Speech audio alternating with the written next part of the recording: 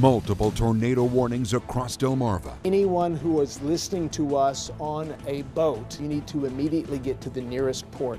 A confirmed tornado in Salisbury with damage.